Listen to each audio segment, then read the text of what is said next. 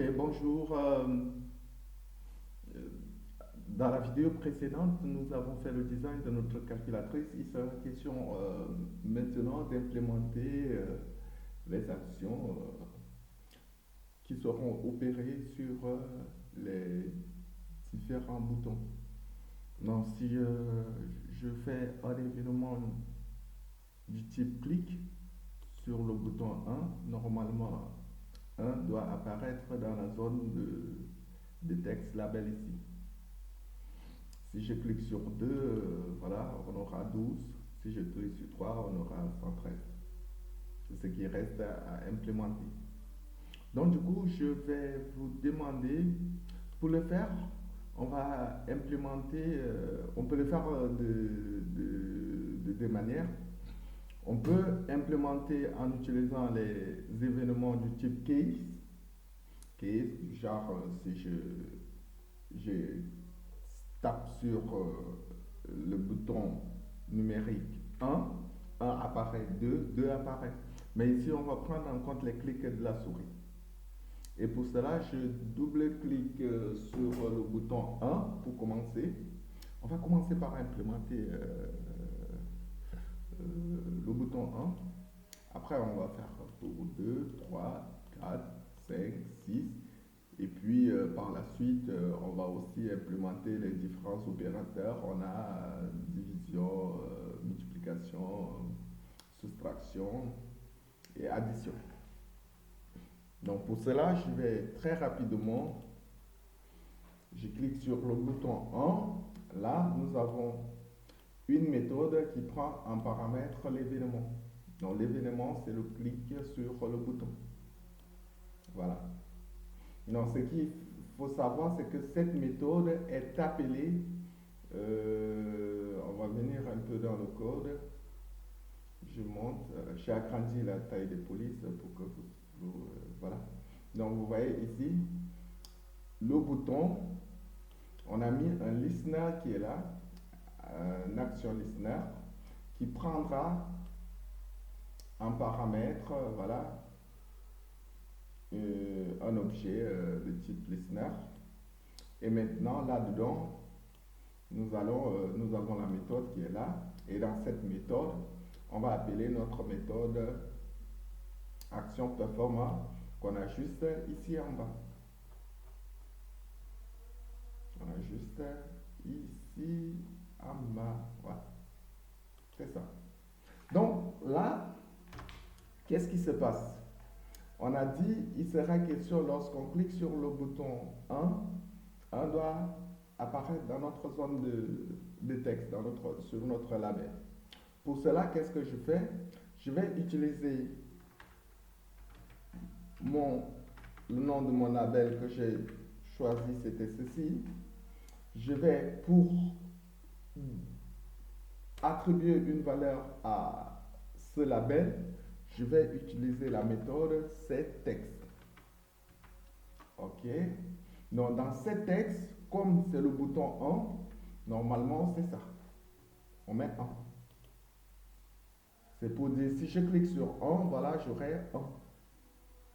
Je vais lancer une exécution pour qu'on voie comment ça marche avant de continuer. D'accord. J'ai 1. Voilà. Ça marche. Mais là, on a un souci. Si je clique sur 1 plusieurs fois, je n'ai que 1 qui apparaît.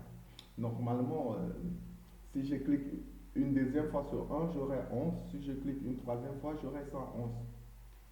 Donc, là, si je clique une deuxième fois, en temps normal, on récupère d'abord ce qui se trouve dans notre label et puis on concatène avec un 1.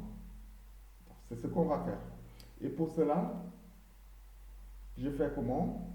Je déclare ici une variable, je vais l'appeler aussi résultat. Je pense, hein, ça ne dérangerait pas. Je vais mettre résultat comme ceci. Je vais maintenant faire 10.label, pas label, résultat, label. Bon, je récupère d'abord ce qui se trouve à l'écran, get text, ok. Je récupère le contenu de mon label et maintenant je fais la concaténation avec mon bouton 1. Et là, bien, je lance encore une autre exécution pour qu'on voie.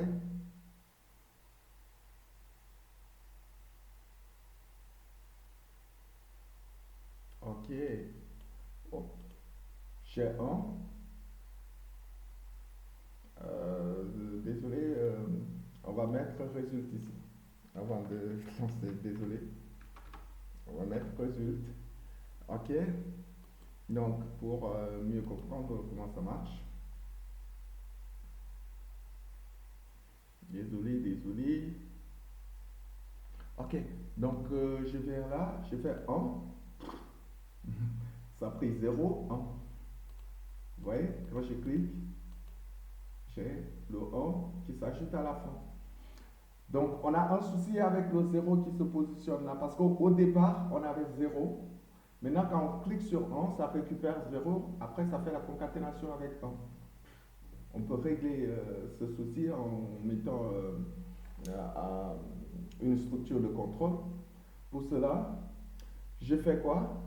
Je vérifie si dans mon résultat label, si j'ai un 0, je mets tranquillement. Dans le cas contraire, je fais la concaténation que j'ai ici. Dans ce cas, j'utilise cette instruction. Je vais dire 10.résultat label. Si c'est égal à 0,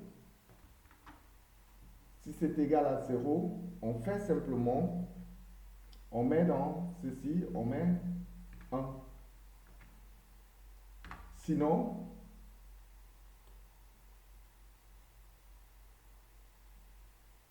on met 10, si c'est égal à... Oh, il y a un souci ici, on doit mettre point getText. Désolé.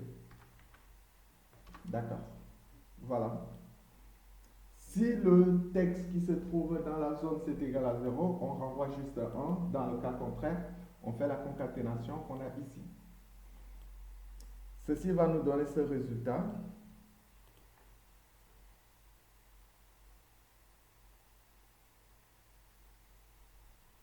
Ok. J'ai là 0. Désolé, j'ai 1. Le 0 pas. Voilà. Ça marche. Ça marche très bien. Ça marche très bien. Maintenant, on a fini avec ce dont c'est pour dire la différence avec les autres boutons. Si c'est pour 2, j'aurai 2 ici, j'aurai 2 là. Si c'est pour 3, j'aurai 3 là, j'aurai 3 là. Si c'est pour 4, ainsi de suite, ça va marcher. Normalement. Je pense pour éviter que je fasse des vidéos très longues, je vais m'arrêter ici et la suite, on prendra ça plus tard.